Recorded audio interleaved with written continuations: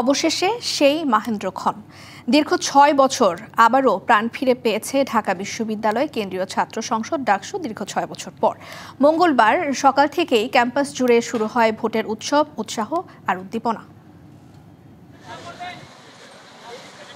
মঙ্গলবার সকাল 7:30টা ঢাকা বিশ্ববিদ্যালয়ের বিভিন্ন ভোট কেন্দ্রের বাইরে দেখা গেছে লম্বা লাইনে দাঁড়িয়ে থাকা শিক্ষার্থীদের।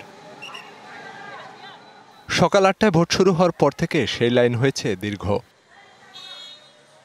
প্রথমবারের মতো ভোট দিতে পারার আনন্দ যেন স্পষ্ট তাদের চোখে মুখে। খুবই উৎসবমুখর পরিবেশ, সবাই আনন্দের সহিত ভোটে অংশগ্রহণ করতেছে। অনেক বেশি এক্সাইটেড আর ধন্যবাদ প্রশাসনকে।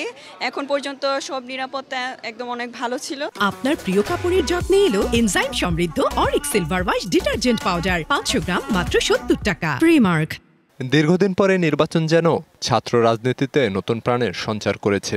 এ শুধু নির্বাচন নয়, এ যেন এক নতুন স্বপ্নের, নতুন ভবিষ্যতের উৎসব। প্রত্যেকেই যোগ্য আমার কাছে মনে হয়েছে। সো তারপরও যোগ্যদের মধ্যে যোগ্যদেরকে খুঁজে বের করা একটা চ্যালেঞ্জ ছিল। এখনো কোনো ঝামেলা দেখতেছি না, আশা করি সমস্ত কিছু ভালোই আছে। খুব শৃঙ্খলাভাবে সব হচ্ছে। ভোট গ্রহণ চলছে শান্তিপূর্ণভাবে, কিন্তু নিরাপত্তার প্রশ্নে অনড় প্রশাসন। শিক্ষার্থীদের মধ্যে একটা আনন্দ উচ্ছ্বাস আছে, সবাই ভোট দিতে আসবে, নির্ভয়ে নিঃসংকোচ চিত্তে ভোট দিতে আসবে এবং আমাদের যারা প্রার্থী আছেন তারাও আমাদের সহযোগিতা করবেন। আমরা কোথাও কোনো অপ্রীতিকর বা অন্য কোনো ঘটনা আমরা পাই নাই। শুধু ভুয়া আইডি কার্ড নিয়ে ঢোকার চেষ্টাকালে আমরা দুইজনকে ধরেছি, তাদেরকে আমরা আমাদের হেফাজতে আছে। ঢাকা বিশ্ববিদ্যালয় আবারও প্রমাণ করল গণতন্ত্র শুধু বইয়ের পাতায় নয়, তা জীবনেরও বাস্তবতা। ভোটাররা বলছেন এই নির্বাচন শুধু একজন প্রতিনিধি নয়, বরং একটি কার্যকর ও শিক্ষার্থী বান্ধব নেতৃত্ব বেছে নেওয়ার দিকে এক সাহসী পদক্ষেপ হয়ে উঠবে।